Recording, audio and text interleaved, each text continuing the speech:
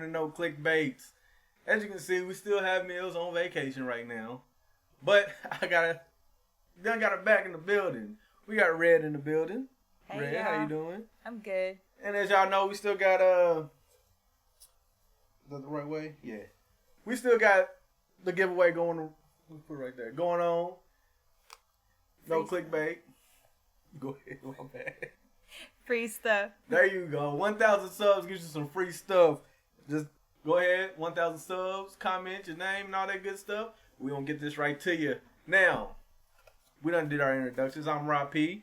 This is Red. And we are back to bring y'all what's true in the streets. Not literally the streets, but you know. So how you doing, Red? I'm doing good. I can't complain. You ready to kick this off? Sure. Let's do it. Let's do it. First thing we're going to talk about is people who look flashy but don't have money. Now, I know. Everybody want to look like they got money. Everybody want to look like they drive Bugattis and Lambos and have 50,000 inside their bank account just sitting there just for whatever. But where do you stand on people who fake the funk? Like people who have literally enough to live on but still want to look like they have enough to splurge on. I don't know. I don't really like, when people try to live above their means or, act like something that they're not. I don't see the point in that. I mean, I understand because if you have $5 in the bank, but you just bought some Givenchy, I guess that's the name of it, and some Fendi and some Prada and all that good stuff, then you know what I'm saying? Like you got $5 for gas, but you looking like you got 25,000 now. If a guy pulls up on you, he got a Fendi belt on, he got the Louis V shirt, he got the True Religion jeans, he got the Gucci loafers on. I mean, he looks like he got money, right? That don't even matter. He could live with his mama. That's what I see. That's the question. You gotta slow down and let me ask the question. Nah, but if he got all that and he approaches you like, hey, what's up? I want to take you on a date. And then the date is to, let's say, Denny's or something like that. And he's asking you to pay for your half of the deal. Like, where does that leave you in your mindset? He ain't shit. He ain't shit. God. All right, let it be known out there. If you try to take Red out on a date and you try to take her to Denny's, you ain't shit. So, I mean, if you look like you got money, though, and you taking me to Denny's, you might as well just take me to McDonald's. Oh, so you one of them kind of dates? And she got a sister hollering. Because I like the McDonald's dates because it's not, you can get the dollar menu and get full off of that. 2 double cheeseburgers, $2.12. We going on a date to McDonald's. Boom. Hey, get you right. But the guys that come around and they have all this swag and all this other stuff, I mean, it's like the old saying goes, the ones that bark the loudest, really, I don't know how that saying goes. But it's pretty much like just saying, if you show that you have money, then you really probably don't have a lot of money. Now, that's not true in all cases, but for the most part, what I've seen, that's how it is. I see people on Facebook, it's a lot of people promoting, like, their at-home businesses or whatever. So they're going to say that they got money so that they can attract the people to get, to make more money. Right. Because they want these people to think that they're making money. That's how it goes. Which, I mean, that makes sense, like, hey, look at me, I'm flossing, you can be flossing too. Pyramid scheme. But for the average Joe to walk around like, I just bought these Jordans, they just got released today, but I need $10 from you. Like, them, you better take them Jordans back. It was the type that killed me. It's like, why wouldn't you just take that Jordan money and make sure you have enough money to make it through the week? At least. Because, I mean, Jordans, if you wear anything above a kid size, it's $80, $90, $100, $200. $300 if you get the limited edition. $200. Yeah, see, I don't know. It's like the average price for a grown man's pair of Jordans. See, I shop for color, not for which ones get released and all this other stuff. Like, they can be like, oh, these just got released yesterday. Like, shit, mine got released probably like 10 years ago. But at the same time, though, I know that if I spend that $300, $200, whatever, then it's going to leave me in a pickle if I need it. And I mean, it don't matter if I have $1 million in the bank. Well, I ain't going to say all that because I want a McLaren. But whatever, it's going to come as soon as we get some more subscribers.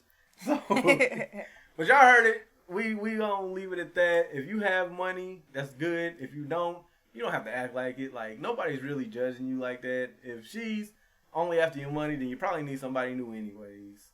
So, the next one is, my next subject is moving on from your exes. Moving on from past relationships. Is that possible? Yeah, it's possible. Sometimes it takes a little time.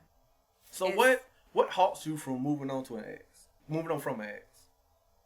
Change. People are scared to change to something different. Like when you're with somebody and then when you're not. You so used to being with that person, you know, you get those habits. So you in a relationship for 10 years and all of a sudden it ends. Like, will it be a day rollover and then you back good popping again? Or would it be like you sobbing and soaking for like, I don't know, a year or two? I don't know about a year or two, but you're probably going to be hurt for a while. Depending on if you broke up with them or they broke up with you. Now, would you have to put every other guy on that pedestal? Like, if you break up with somebody, would you treat every other guy like he's just going to hurt me? Nah, but I'd be cautious, though. I mean, you have the right to be cautious because guys out there just want to dip and slip. You feel me? But it's all, to me, it's like a heart wasn't made to be, you can only let it be broken so many times. You feel me? And then you have to kind of just realize that if it's going to get broken, it's going to get broken. You won't die from it. True. So you might as well go out there and not give everybody a chance because clearly you know if somebody just, hey, what are you doing? Or, hey, you beautiful. Thank you, DP. You feel me? Like, that's the wrong type to be with. He's like, hey, I want to get to know you. Womp. And then he's like, okay, well, cool. Then it should be like, maybe I should give this guy a chance, right? Maybe. At least a date. Or at least some conversation. Some conversation, at least. The way it is now, they gon' slip up. If they not genuine about what they say, they gon' slip up. Not me, though. But they gon' slip up. Not him. All right.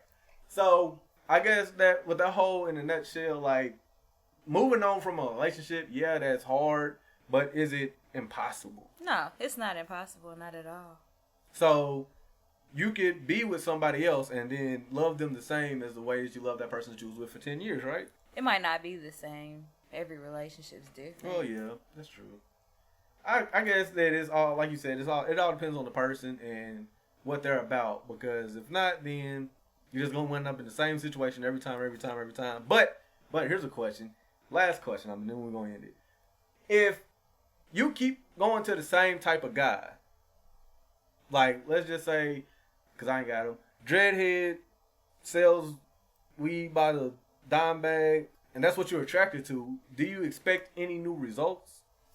No, it's going to be the same every time you pick the same kind of person. Same stuff's going to happen. So I guess in quotes, change yourself up. If you want something different, go get something different. Try something new. There you go. Try Might something new. Might do you some good. Ladies, gentlemen out there too, because if you only thought buckets trying to win an Instagrammy, then that's all you're going to get. Now, here's something that's near and dear to my heart. We're going to switch it up. This is a little random little random subject. Taco Bell. This is my thing. Well, why do you find Taco Bell so addictive? Like, I mean, I find it addictive. I got to have it at least twice a week. What about you? I like Taco Bell, but I don't like it like that. I mean, tacos from anywhere is good, I guess. Man, I'm not going to say anywhere because Taco John's. Well, maybe not everywhere, but. To me, they little potato olay is what's popping with. As far as like their tacos, though, it's not. I feel like I'm cheating when I go anywhere else. Unless it's like an cheating authentic. On Taco yeah, Bell. like unless it's an authentic Mexican restaurant, then I feel like I'm cheating on the bill. Taco John's is my mistress. No. It's like the third side chick. Man. I can't do that. Yes. Last resort. Man, if it's like 3:00 in the morning and Taco John's is open, then yeah, I'll go get some tacos. But if it's like in the middle of the day, you best believe I'm in that line for the bell. Now, I bring that up to bring this up. Would you find Taco Bell as a good date? Like, could you have a good date at Taco Bell? I don't know. I mean, because everybody's like, you got to take me to Roof Crest or you got to take me to Red Lobster or Olive Garden or something like that. Spend a whole lot of money just to eat whenever you like Taco Bell. I like Taco Bell. Why come we can't just go to Taco Bell? I guess it'd be a good date then if y'all both like it.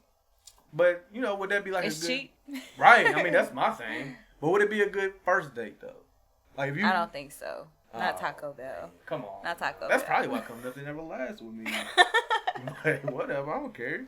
If it's gonna happen, it's gonna happen. You hear me? I'll let me know. Try something new.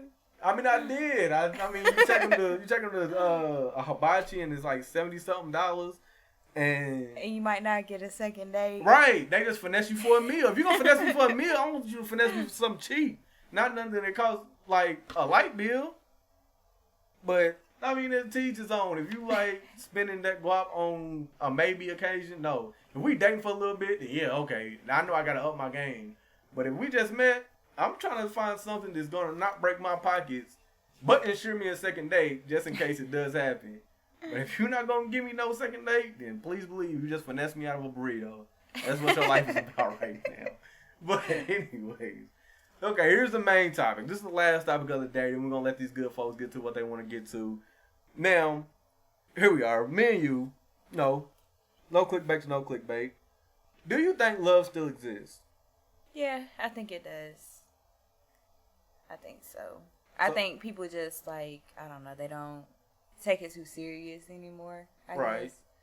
I mean, you go back to like 93 through 96, and all you hear was like Casey and JoJo and Genuine and all that good stuff. And you know that, I mean, I kind of feel like that's what really got like the culture on that, yo, I want to be in love type. Now you got, you know, like Trey Songz and August Alsina, which nothing bad about them because they always get the night popping.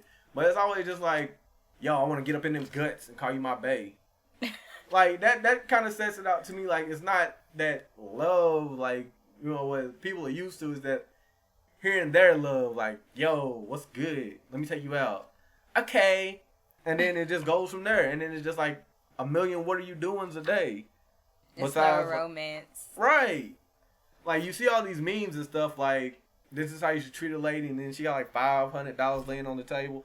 To me, that just signals that the guy has to have money for you to be, you know, in love with him or try to do something with him. Versus, all right, well, he's making an average living, and we can't afford to do all that, but I still love him. Now, you meet some females out there, or dudes, whichever, that think that you have to be that standard for them to date you. Otherwise, you're not worthy. Now, the guy can make you laugh 24/7, 365, 8 days a week, but he's not balling like that. He's not shining. He's not flossing. I don't think everybody looks for the same things, though. So, what do you look for? Definitely ain't money. I mean, I don't want somebody that's like completely bummy or, you know, can't do for themselves. But I'm not going to be with somebody just because of what they have. What's the point in that? It's not going to last. There's right. No point. So if let's just say for instance, you didn't have a car and you lived with your moms. Now I know you don't, but I'm just saying, you had those two things, but you out here looking for baller of the year. You can't do that. Like, do you think that would work? Living above your means again. Right. I mean, that's the whole thing. It's you are substandard, like compared to what dudes are looking for. So what makes you think that you can have a guy that's above standard? Not saying that doesn't happen. It's like Made in Manhattan. I mean, J-Lo got that guy. But That happens all the time. Right. But it's like, what is the dude after? Ass. Pretty much. That's what I'm getting to. He just wants the cheeks. I mean, and that's the trade-off. You are, let's say you attractive. Like, you got the ass, you got the boobies. You know, you look good and all this other stuff. And then the guy has the money, the cars, the cribs. I mean, that's just pretty much tit for tat, material for material.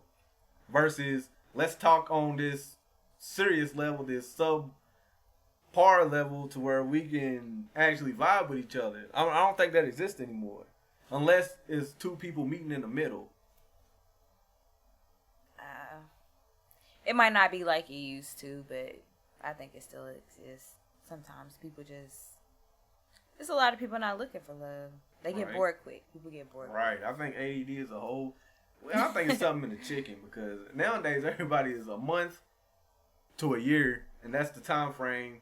Because you ask somebody what's your longest relationship in the past 2 years, they might hit you with a 6 months. To me, that's not a long relationship. Not at all. That's just getting to know each other. Then they get married and move in with each other at like 4 months. Now, I can't lie. I've been a victim to that. But it just seems like that's not what you should be looking for. Now, I can't judge on what to be looking for. But it just seems like that's just a recipe for disaster.